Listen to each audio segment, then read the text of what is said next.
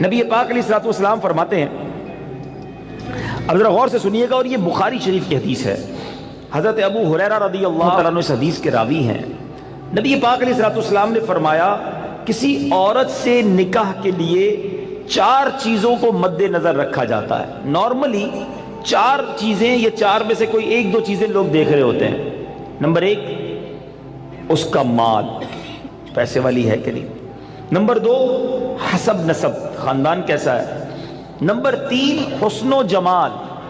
اور نمبر 4، کچھ لوگ ہوتے ہیں جو دینداری بھی دیکھتے ہیں۔ آقا فرماتے ہیں، تمہاری ناک خاک آلود ہو یا تمہارا ہاتھ خاک آلود ہو، تم دیندار عورت کے حصول کی کوشش کرو۔ یعنی دینداری کو فوقیت دینی چاہیے۔ احادیث کا یہ مضمون بھی ملتا ہے کہ جو کسی عورت سے عزت کے لیے شادی کرے وہ ذلیل کر دیا جاتا ہے، کوئی دولت کے لیے شادی کرے وہ غریب اور فقیر کر دیا جائے گا، اور جو دینداری کے لیے شادی کرتا ہے اللہ اسے عروج، برکت اور خوشیاں عطا فرماتا ہے۔ تو موسٹ پریورٹی، پہلی ترجیح کیا ہونی چاہیے؟ یہ ہے تھوڑا سا مشکل۔ اصل میں یہ باتیں جو ہے نا نوجوانوں کو سمجھ نہیں آتی۔ جو شادی شدہ ہے نا، یہ شکل و صورت جو ہے نا، یہ اس کی اہمیت بعد میں بہت تھوڑی رہ جاتی ہے۔ آج نوجوان اور لڑکے لڑکیاں ایک امیجنیشن میں ضرور ہوتے ہیں کہ چہرہ کیسا ہو، خوبصورتی کیسی ہو، لیکن شادی کے کچھ عرصے کے بعد چہرے کی وہ اہمیت نہیں ہوتی جو اخلاق کی ہوتی ہے، جو کردار کی ہوتی ہے۔ خوبصورتی ہی سب کچھ نہیں ہے زندگی میں، ایک بات، دل خوبصورت ہونا چاہیے، اس کے اندر اخلاق ہونے چاہیے، اور سب سے مین چیز دینداری ہے۔ اب میں یہاں جو بزرگ بیٹھے ہیں ان سے ایک بات کرنا چاہوں گا کہ چلے یہ تو لڑکوں کی خواہش، لڑکیوں کی بات ہو گئی، ماں باپ کی خواہش کیا ہوتی ہے؟ فیملی ممبر سے پوچھیں، کسی بزرگ سے پوچھیں، بھائی آپ کو اپنے بیٹے کی شادی کرنی ہے، بہو کیسی چاہیے؟ تو وہاں بھی یہی ہوگا، خوبصورت ہو، پڑھی لکھی ہو، سمجھدار ہو، گھر گرستی آتی ہو، خاندان بڑا ہو، بس یہ 4-5 چیزیں۔ آج رشتہ ڈھونڈتے وقت دینداری کون چیک کرتا ہے؟ آپ نے کبھی یہ سوچا؟ اب میں ایک بڑی عجیب بات کرنے جا رہا ہوں۔ علماء نے کتابوں میں یہ بات لکھی ہے کہ علماء فرماتے ہیں کہ اس نوجوان پر اپنی ہونے والی اولاد کا حق ہے جس کی ابھی شادی نہیں ہوئی۔ جی ہاں، جس کی شادی نہیں ہوئی نا، اس کی اپنی اولاد کا ایک حق ابھی سے اس پر ہے۔ اور وہ حق کیا ہے؟ کہ وہ اپنی ہونے والی اولاد کے لیے اچھی ماں تلاش کرے، کیونکہ ماں ہی پہلی درسگاہ ہے۔ ماں ہی اچھی نہیں ہے، ماں ہی دیندار نہیں ہے، ماں ہی برے کاموں میں ہے، تو اس کی اولاد کی تربیت کیسی ہوگی؟ یعنی آپ نے اپنی ہونے والی اولاد کے ساتھ ظلم کیا اگر آپ نے ان کے لیے اچھی ماں تلاش نہ کی۔ سیدی غوث اعظم رضی اللہ تعالیٰ عنہ کی ہم نام کی مالا جپتے ہیں، غوث پاک کے غلام کہلاتے ہیں، سارے تقریباً قادری بیٹھے ہوں گے، پیرانے پیر کے چاہنے والے ہیں نا۔ غوث پاک کی شان کیا تھی؟ مدرسے میں گئے، قاری صاحب نے کہا پڑھو بسم اللہ الرحمن الرحیم، میرے غوث پاک نے بسم اللہ سے شروع کیا اور 18 پارے زبانی سنا دی۔ قاری صاحب نے کہا پہلا دن ہے مدرسے میں، پہلے دن تو بچہ بسم اللہ مشکل سے پڑھتا ہے، تم نے زبانی 18 پارے سنا دیے، اور بھی سناؤ۔ کہ اتنی یاد ہے؟ کہ کدھر سے یاد کیے؟ کہ میں جب ماں کے پیٹ میں تھا، میری ماں 18 پاروں کی حافظہ تھی، ماں تلاوت قرآن کرتی تھی، ماں کے پیٹ میں ہی میں نے قرآن یاد کر لیا۔ وہ حافظہ تھی تو بچے کو برکت ملی نا۔ اب جو ماں فلمیں دیکھنے والی، گانے سننے والی، بے پردہ گھومنے والی، نمازیں قضا کرنے والی ہوگی، اس کے پیٹ میں جب بچہ ہوگا تو کیا اثر پڑے گا بچے پر؟ خاتون جنت بی بی فاطمہ، نبی پاک علیہ الصلوۃ والسلام کی شہزادی نے حسنین کریمین کو کیسے پالا ہے؟ یہ جنت کے پھول ایسے ہی نہیں ہیں۔ بی بی فاطمہ جب جھولا جھلاتی تھی تو قرآن کی آیتیں پڑھا کرتی تھی۔ بچپن سے قرآن سنا ہے حسنین کریمین کے کانوں نے۔ ہمارے بچے کیا سنیں گے اگر ماں دیندار نہ ہوئی؟ صرف خوبصورتی، صرف پیسہ، صرف جہیز۔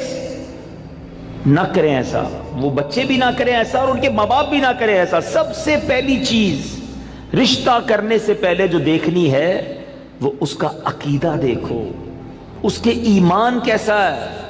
بہت زبردست خوبصورت بھی ہے، پیسہ بھی ہے، جہیز بھی لائے گی، مگر اللہ رسول کے بارے میں عقیدہ اچھا نہیں ہے، اولیاء کے بارے میں کچھ اور سوچتی ہے، غوث پاک کی 11ویں منانے کو شرک سمجھتی ہے، اگر ایسی عورت ہے جو میلاد منانے کو جناب بدعت سمجھتی ہے، اگر ایسی عورت تمہارے گھر میں آ گئی جو صحابہ کرام یا اہل بیت اطہار کے بارے میں برے خیالات رکھتی ہے، بتاؤ نا کس کام کا اس کا پیسہ، کس کام کی اس کی خوبصورتی جو میرے پورے گھر کے عقیدے کو برباد کر کے رکھ دے۔ اس باپ پر تف ہے اور اس نوجوان پر بھی تف ہے کہ جس نے شادی کرتے وقت یہ نہ دیکھا کہ میری ہونے والی جو بیوی ہے اس کا عقیدہ کیا ہے، اور پھر نماز پڑھتی ہے کہ نہیں، پردہ کرتی ہے کہ نہیں۔ ارے اگر بے نمازی اور بے پردہ عورت تمہارے گھر میں آتی ہے تو وہ کیا بچے کی تربیت کرے گی، اور تمہارے آئندہ آنے والی نسلوں کا کیا ہوگا۔ اور اسی طرح جو میری بہنیں مجھے سن رہی ہیں، اور وہ مائیں جو مجھے سن رہی ہیں، وہ والد جو مجھے سن رہے ہیں کہ جو اپنی بچیوں کے لیے رشتہ تلاش کر رہے ہیں، کیا دیکھتے ہیں؟ بچہ دکھتا کیسا ہے؟ ارے بھائی دکھنے میں کمزور ہوگا پھر بھی چلے گا، پیسے کس نے کماتا یہ بتاؤ ہیں؟ خاندان کیسا ہے؟ اچھا پھر ہم 2-3 برائیاں چیک کرتے ہیں، یہ بھی بڑا عجیب معاملہ ہے۔ کیا چیک کرتے ہیں؟ شراب تو نہیں پیتا، جوا تو نہیں کھیلتا، نشہ تو نہیں کرتا، بس یہ 2-3 برائیاں ہی چیک کرنی ہے۔ یقیناً شراب پینا حرام ہے، جوا کھیلنا حرام ہے، نشہ کرنا اچھا نہیں ہے، لیکن نماز نہ پڑھنا کوئی گناہ نہیں ہے، سب سے بڑا گناہ ہے۔ اچھا پھر یہ تینوں چیزیں پتہ کیوں چیک کرتے ہم؟ اپنے دل سے پوچھو، گناہ ہے اس لیے یا لوگوں کو برا لگتا ہے اس لیے؟ خاندان کا نام خراب ہو جائے گا نا، کسی نشئی کو داماد بنا لیا، کسی شرابی کو داماد بنا لیا، اپنی بیٹی کسی جواری کے ہاتھ میں دے دی، لوگ کیا کہیں گے؟ اس لیے اللہ ناراض ہوگا اس کی فکر نہیں۔ اگر اس کی فکر ہوتی تو پہلے یہ چیک کرتے اس کا عقیدہ کیا ہے۔ ایسا بھی ہوا ہے، ہم نے دیکھا ہے کہ اپنے باپ نے اپنی بیٹی کو پردہ کرایا ساری زندگی، اولیاء کرام صحابہ کی محبت گھر میں تھی، اور ایسی جگہ بیٹی بیاہ دی کہ شادی ہونے کے بعد سسرال والوں نے کہا کہ پردہ ختم کرو، ہمیں پردہ اچھا نہیں لگتا، اور خبردار آئندہ اولیاء کرام کا نام لیا۔ اب باپ سر پکڑ کے روتا ہے، پتہ نہیں اپنی بیٹی کدھر دے دی۔ اب خیال آیا تمہیں، پہلے نہیں سوچنا تھا؟ رشتے میں سب سے پہلے عقیدہ ہے، مگر جو کسی کا آقا ہو اس کی تربیت ایسی کی جا رہی ہے تو مجھے بتائیے آج کا ملازم ہمارا غلام تو نہیں ہے نا؟ آج تو ہم نے اس سے ایک وقت کا اجارہ کیا ہے کہ جناب آپ 8 گھنٹے کے لیے میرے پاس آئیں گے اور پرٹیکولرلی یہ کام کریں گے، جو کام دیا میں اس سے وہ کام لے سکتا ہوں، نہ میرا وہ زر خرید غلام ہے، شام کو جا کر وہ کچھ بھی کرے اس کا میرا کوئی کانٹریکٹ ہی نہیں ہے۔ مگر اس کے باوجود جو آج ملازمین کے ساتھ سلوک کیا جاتا ہے، غلام کے ساتھ اچھا سلوک کرنے کا اسلام درس دیتا ہے، تو ملازمین کے ساتھ تو اس سے بڑھ کر اچھا سلوک کرنا ہوگا نا، کیونکہ وہ تو غلام بھی نہیں ہے۔ مگر آج غریب ملازمین کے ساتھ جس طرح بعض لوگ بیہیو کرتے ہیں، میں ایسا نہیں کہتا کہ سارے لوگ کرتے ہیں، ماشاءاللہ کچھ ہم نے دیکھا، چاہے وہ فیکٹری اونرز ہوں یا مالکان ہوں کاروبار کے، وہ بچوں جیسا سلوک کرتے ہیں، اور کرنا بھی یہی چاہیے۔ وہ غریب ہے تو اس کا مطلب یہ نہیں کہ اس کے پاس دل نہیں ہے، اور اسلام ہمیں حقوق بیان کرتا ہے اور ہمارے صحابہ نے اس کو کس طرح امپلیمنٹ کیا۔ اب یہ ایک بات ذہن میں رکھنی ہے، نبی پاک کی ایک حدیث یاد رکھیے گا، میرے آقا علیہ الصلوۃ والسلام فرماتے ہیں من آذا مسلمن فقط آذانی ومن آذانی فقط آذ اللہ، جس نے کسی مسلمان کو تکلیف دی۔ اب اس میں کہیں بھی ایسا نہیں ہے کہ اپنے برابر کے مسلمان کو تکلیف نہیں دینی ہے۔ میں چیمبر آف کامرس کا ممبر ہوں تو کسی چیمبر آف کامرس کے ممبر کو تکلیف نہیں دینی، میں فیکٹری مالک ہوں تو کسی فیکٹری مالک کو تکلیف نہیں دینی، میں ایک ایلیٹ کلاس یا اچھی کلاس کا رہنے والا ہوں تو اپنی طرح کے لوگوں کو تکلیف نہیں دینی۔ یہ مطلقاً حدیث ہے، من آذا مسلمن، ٹھیلے والے کو بھی تکلیف نہیں دینی جو مسلمان ہے، جو جناب میرا ملازم ہے اسے بھی تکلیف نہیں دینی، جو میری فیکٹری کا دروازہ کھولتا ہے مجھے اسے بھی تکلیف نہیں دینی۔ بلکہ میں آپ کو سچ بات بتاؤں، یہ وہ لوگ ہوتے ہیں کہ جن کے ساتھ اچھا سلوک کر کے ہم اپنے رب کو بہت راضی کر سکتے ہیں۔ اب ایک اور واقعہ سنیے، اور سبحان اللہ یہ واقعہ بھی حضرت بلال حبشی ہی سے ریلیٹ کرتا ہے۔ اب آپ ایک اور بات سمجھیے، حضرت بلال حبشی کا بیک گراؤنڈ کیا تھا؟ حبشہ جو ہے وہ ایتھوپیا کو کہتے ہیں، آج کل وہ ملک ایتھوپیا ہے، ٹھیک ہے نا؟ اٹ مینز وہ افریقن تھے، عرب کے اندر ایک افریقن غلام کے طور پر وہ آئے تھے اور آپ نے بہت ڈیفیکلٹ لائف اسلام کے لیے گزاری. جو آپ کا آقا تھا نا امیہ, میں نے وہی کہا کہ باٹ کر لیتے تھے, خرید لیتے تھے, وہ بہت سخت اسلام دشمن تھا. اب امیہ کو جب پتا چلا کہ حضرت بلال مسلمان ہو گئے, اب اس نے حضرت بلال پر مظالم کے پہاڑ توڑ دیے. ابھی حیدرآباد میں ہم لوگ موجود ہیں, گرمی کا سیزن ہے, ہم شاید 10 منٹ بھی باہر گرمی میں کھڑے نہ رہ سکیں اس وقت, لیکن مکے کی گرمی, جن کو جو گئے مکے مدینے میں, حضرت بلال کو تپتی ریت پر وہ لٹاتا تھا. اجر عطا فرمائے حضرت ابو بکر صدیق رضی اللہ تعالیٰ عنہ کو. دیکھیں حضرت ابو بکر صدیق بھی بزنس مین تھے, یہ میرا ٹاپک نہیں ہے, ورنہ ایک بہت خوبصورت یہ بھی ٹاپک ہے کہ ہمارے صحابہ جو بزنس مین تھے انہوں نے کہاں کہاں پیسے خرچ کیے. میں اور آپ بھی کرتے ہیں, but what a right investment they did on that time. Hazrat Usman غنی کی انویسٹمنٹ دیکھیں, آج بھی حضرت عثمان غنی کا وقف مدینے میں جاری ہے, آپ کے علم میں ہوگا. بہرحال حضرت ابو بکر صدیق گئے اور امیہ سے کہا کہ بلال مجھے بیچ دو. اب امیہ جو تھا نا وہ بڑا شیطان تو تھا ہی, اسلام دشمن تھا. حضرت بلال سے اس کا بغض کی وجہ بھی یہی تھی. تو اس نے مثال کے طور پہ, اس وقت مارکیٹ ریٹ تھا 500 درہم, میں مثال کے طور پہ اس نے کہا میں 1000 درہم لوں گا. آپ نے کہا ٹھیک ہے. حضرت ابو بکر کہتے ہیں کہ نہیں اب 2000 لوں گا. سودا ڈن ہونے کے بعد کہتا ہے اب 2000 لوں گا. آپ نے کہا اوکے. کہا 3000 لوں گا. آپ نے کہا اوکے. وہ قیمت بڑھاتا گیا, حضرت ابو بکر صدیق اوکے کرتے گئے. اب ایک پرٹیکولر بڑی بگ اماؤنٹ پر حضرت بلال کی ڈیل ہو گئی. امیہ کہتا ہے اے ابو بکر, میں نے تو تمہارے بزنس کے بڑے چرچے سنے تھے, مجھے تو یہ پتا تھا کہ تم جو ہے بڑے جانچ کر بڑی طریقے سے سودا خریدتے ہو, اتنا مہنگا یہ حبشی غلام خرید لیا. حضرت ابو بکر کے تاریخی الفاظ سنے, وہ کہتے ہیں امیہ تمہیں کیا معلوم بلال کی قیمت کیا ہے, تم اس سے زیادہ مانگتے میں اس سے زیادہ تمہیں دیتا. اللہ اکبر. رقم دی حضرت بلال کو لے کر نبی پاک کے پاس. اب ذرا سنیے گا, جب نبی پاک نے حضرت بلال کو دیکھا نا, کہا حضرت ابو بکر کہتے ہیں یا رسول اللہ بلال حاضر ہے, بلال کو آزاد کروا کے لایا ہوں. نبی پاک فرماتے ہیں اے ابو بکر, بلال کو خریدنے میں جتنے پیسے خرچ کیے تھوڑے پیسے میرے بھی اس میں شامل کر لو. اتنا پیار. اور حضرت بلال کے اس بیوٹیفل ڈیل میں حضرت ابو بکر نے کہا حضور میرا سب کچھ آپ ہی کا تو ہے, اگر میں نے کچھ خرچ کیا تو حضور یہ سب آپ کا ہے. اب حضرت بلال کا یہ بیک گراؤنڈ تھا, یاد رکھیے گا. اب مکے میں بڑے بڑے سردار بھی مسلمان ہوئے. آپ سب کو یاد ہونا چاہیے اسلامی تاریخ کا ایک ٹرننگ پوائنٹ تھا, اور وہ ٹرننگ پوائنٹ تھا فتح مکہ. ٹھیک ہے نا, فتح مکہ سے پہلے 10,000 لوگ مسلمان ہوئے. میں تھوڑا سا 1-2 منٹ میں تھوڑا سمرائز کر دوں تاکہ آپ میرے ساتھ اور انوالو بھی ہو جائیں, اور یہ تاریخ پتہ ہونی چاہیے. فتح مکہ ہوتی ہے 10 ہجری میں. 10 ہجری کا مطلب 8 ہجری میں, معاف کیجئے گا, فتح مکہ ہوتی ہے 8 ہجری میں. 8 ہجری کا مطلب ہے کہ نبی پاک علیہ الصلوۃ والسلام نے جو 40 سال کی عمر میں اسٹرگل آف اسلام شروع کی, اس کے 13 سال مکے میں گزارے, 8 سال مدینے میں گزارے. 13 اور 8 کتنے ہو گئے؟ 21 سال. 21 ایئرز میں 10,000 مسلمان ہوئے تھے. سمجھ رہے بات کو؟ اور اب کانکر ہوتا ہے مکہ. جب مکہ فتح ہوا اور تمام مظالم کرنے والے لوگ موجود تھے, سرداران مکہ موجود تھے, اور ان کو پتا تھا آج ہمارے تکہ بوٹی کر دیے جائیں گے, آج ہمارے سر قلم کر دیے جائیں گے, کیونکہ ہم نے تو اتنا ستایا ان کو, مکہ چھوڑ کے مدینے جانا پڑا.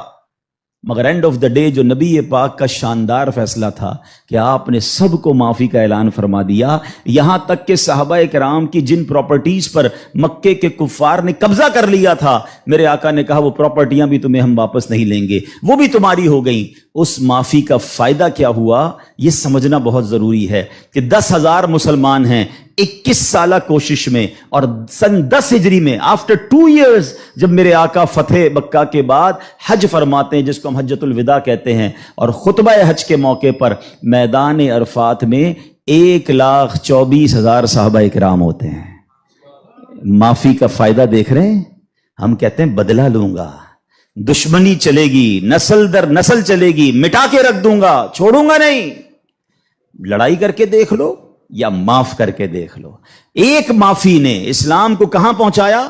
10,021 سالوں میں, اور معافی کے بعد ودن 2 ایئرز 1,24,000 صحابہ کہاں موجود ہیں؟ عرفات کے میدان میں موجود ہیں. اینڈ فرام دیٹ ڈے, ایک اور بات, ہسٹری پڑھیے اسلام کی, فتح مکہ کے بعد اسلام نے جو ٹیک آف کیا ہے, آج تک اسلام پیچھے نہیں گیا. 200 کروڑ مسلمان ہیں آج دنیا میں. یہ فیضان ہے فتح مکہ کے اس اعلان کا, لا تثریب علیکم اليوم, آج تم سب آزاد ہو, تم سے کوئی سوال نہیں ہوگا. اور اس کے بعد سے اسلام کو جو عروج ملا. لیکن بھائی تربیت کا ٹائم تھا نا. جب یہ فتح مکہ ہو گیا نا تو پیارے آقا علیہ الصلوۃ والسلام نے اب مکے کی چابی، کعبے کی چابی ملی، اور اب کعبے کی چھت پہ اذان دینی تھی. یعنی ایک طرح سے یہ ایک وکٹری کا اعلان تھا. تو نبی پاک نے کس کو کہا؟ حضرت بلال کو کہا کہ ایک بلال جاؤ اور کعبے کی چھت پہ اذان دو. اب جو سرداران مکہ تھے نا وہ کہتے ہیں یار ہم اتنے بڑے بڑے سردار، اتنی بڑی فیملی سے تعلق رکھنے والے ہیں، اتنا پیسہ ہمارے پاس، اتنے بڑے قبیلے کے سربراہ، اور آج اتنے عظیم موقع پر جو فتح مکہ کے بعد اذان دینے کا موقع، وہ بھی کعبے کی چھت پر، وہ کس کو دیا جا رہا ہے؟ ایک حبشی غلام کو. اللہ اکبر. یہ خبر نبی پاک تک پہنچ گئی کہ کچھ لوگ بے چین ہیں، کچھ لوگوں کو یہ برا لگ رہا ہے کہ بلال کو یہ موقع کیوں ملا، ہم بڑے خاندان والے، ہم پیسے والے. پیارے آقا علیہ الصلوۃ والسلام نے ان کو بلایا. پہلے تو نبی پاک نے سوال کیا کہ کیا آپ لوگ ایسی باتیں کر رہے تھے؟ کہ جی حضور کر رہے تھے. اب نبی پاک نے کیا فرمایا؟ نبی پاک کی گفتگو سے پہلے قرآن کی آیت نازل ہوتی ہے اور رہتی دنیا کے لیے ایک اصول بیان ہو گیا. اب یہ اصول مجھے اور آپ کو یاد رکھنا ہے. اللہ کریم قرآن میں ارشاد فرماتا انا اکرمکم عند اللہ اتقاکم. فرمایا بے شک اللہ کے یہاں تم میں زیادہ عزت والا وہ ہے جو تم میں زیادہ پرہیزگار ہے. یہ وہ فارمولہ ہے جو مجھے یاد رکھنا ہے. پیسے والا زیادہ عزت والا نہیں ہے. جناب میں فلاں چیمبر کا صدر تو وزیر نائب صدر تو فلاں علاقے کا ہیڈ تو جناب قومی اسمبلی کا ممبر تو منسٹر یا جناب مل اونر نہیں. فلاں خاندان میرے سر نیم میں یہ نیم لگتا ہے جس کی وجہ سے میرا بہت بڑا خاندان ہے. قرآن نے فیصلہ کر دیا ہے ان اکرمکم عند اللہ اتقاکم. اللہ کے نزدیک عزت والا وہ ہے جو زیادہ پرہیزگار ہے. وہ میرا ملازم بھی ہو سکتا ہے، وہ میرا خان سما بھی ہو سکتا ہے، وہ میرا غریب رشتہ دار بھی ہو سکتا ہے، وہ باہر ٹھیلا لگانے والا بھی ہو سکتا ہے. اگر وہ اللہ کی بارگاہ میں پرہیزگار ہے وہ سب سے زیادہ، ہم سب سے زیادہ عزت والا ہے. اور یہی اسلام کا حسن ہے. اچھا مزے کی بات یہ ہے ایک طرف تو یہ حسن ہم پریکٹیکلی بھی پریکٹس کرتے ہیں. مثال کے طور پہ بعض اوقات آفس میں نماز کا ٹائم ہو گیا اور ہمارے کسی ملازم میں کوئی بادشاہ ہے یا حافظ صاحب ہے یا اچھا تلاوت کرنے والا ہے، ہم اس کو کہتے ہیں حضرت آپ نماز پڑھا دیں. بالکل اچھی بات. یہ تو اعلان ہے نا کہ بھائی آپ سیٹ ہیں، آپ پیچھے ہیں، اور امامت کون کر رہا ہے؟ ایک نارمل سا انسان ہے لیکن وہ عبادت گزار ہے، اس کو قرآن آتا ہے، مگر صرف نماز کی حد تک. امام صاحب نے نماز پڑھا دی، پھر جا کر اس سے وہی انداز اختیار کرنا ہے جو عام ملازمین سے کرنا ہے. نہیں، یہ فارمولہ ہمیں اسلام سکھا رہا ہے. تو یہاں میرا جو آج ٹاپک ہے کہ سیٹ اور ملازم میں فرق، یہ ہمیں نہیں کرنا ہے. ٹھیک ہے کاروبار ہے، آپ اس سے کام لیں، آپ اس سے اجرت پر کام لے رہے ہیں، مگر آپ نے اسے خریدا نہیں ہے. اور اگر خرید بھی لیا ہے تو اس کے اوپر زیادتی کی اجازت نہیں ہے. مگر آج چونکہ غریب لوگ ہیں، بیچاروں کو جاب ملتی نہیں، تو جو منہ میں آیا کہہ دیتے ہیں، جس طرح ڈانٹنا ہے ڈانٹ دیتے ہیں، اور بعض اوقات تو گالیاں نکالتے ہیں. مجھے یاد ہے ایک صاحب مجھے ملے اور مجھے جو ہے وہ میں نے پوچھا، ایسے تھوڑا سا کلوز تھے کہ یار آپ کی سیلری کتنی ہے؟ اب یہ تھوڑی چند سالوں پرانی بات ہے.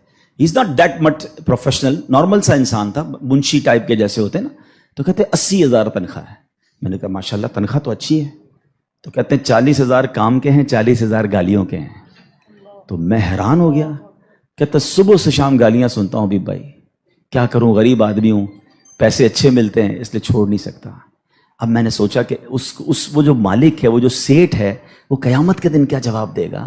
کیا پیسے دے کر گالی دینے کی تمہیں اجازت مل گئی ہے؟ کیا ذلیل کرنے کی اجازت مل گئی؟ ایسا نہ کریں پلیز. ہمارا اسلام ہمیں بہت خوبصورت مساوات کا درس دیتا ہے، اور غریب لوگ تو زیادہ ڈیزرو کرتے ہیں انہیں پیار کرنے کا. نبی پاک علیہ الصلوۃ والسلام کو، اب میرے آقا کا انداز دیکھیے گا، صحابہ بھی تو غریب تھے نا. اب صحابہ میں ایک بہت بڑی تعداد تھی جو اصحاب صفہ کے تھے. اصحاب صفہ آپ گئے ہوں گے مدینہ شریف، اللہ بار بار ہم سب کو حاضری عطا فرمائے. وہاں ایک بینچ، ایک چبوترا بنا ہوا ہے. یہ جو اصحاب صفہ تھے نا، یاد رکھیے گا، یہ اپروکسیمیٹلی 70 کے قریب ہوتے تھے. ان کی تعداد پلس مائنس ہوتی تھی. ان میں بہت بڑا نام حضرت ابو ہریرہ رضی اللہ تعالیٰ عنہ کا بھی ہے. یہ صحابہ اتنے غریب تھے کہ ان کے پاس گھر نہیں ہوتا تھا، ان کے پاس پہننے کے لیے پورے کپڑے بھی نہیں ہوتے تھے. ایک لباس، ایک چادر پہن کے بعض اوقات بیٹھے ہوتے. مگر شوق کیا تھا کہ علم دین سیکھنا ہے، نبی پاک علیہ الصلوۃ والسلام سے تربیت لینی ہے. تو کھانا بھی پیارے آقا انہیں بھجوا دیتے اور نبی پاک ان کے ساتھ رہتے تھے. اب ذرا یاد رکھیے گا، صحابہ کرام کچھ تھے جو مزدوری کا کام کرتے تھے. ہمارے ساتھ بھی کبھی کبھی ہوتا ہے کہ یار کوئی محنت مزدوری والا آئے تو اس کے کپڑوں سے اسمیل آتی ہے، کپڑے پرانے ہوتے ہیں، بدبو آ رہی ہوتی ہے، ہم اس سے دور ہو جاتے ہیں. اب کیا ہوا کہ نبی پاک علیہ الصلوۃ والسلام کے پاس کچھ ایسے لوگ آ کر بیٹھنا شروع ہوئے. جب پیارے آقا اللہ کا ذکر کر رہے ہوتے تھے کہ بال بکھرے ہوتے تھے، پہننے کے لیے کپڑا ہوتا تھا اور ان کی اسمیل بھی آتی تھی، کپڑوں سے مہک بھی آتی تھی.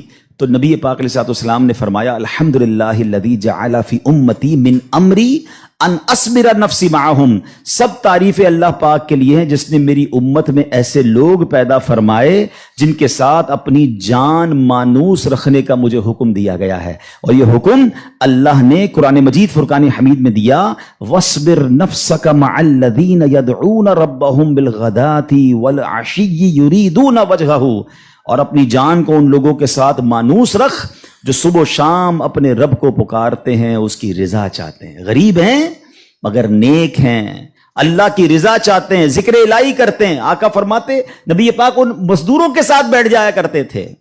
اور آج بعض اوقات ہم اپنے ساتھ ایسے لوگوں کو بٹھانا پسند نہیں کرتے، بہت معذرت کے ساتھ. یہ تکبر کی نشانی ہے.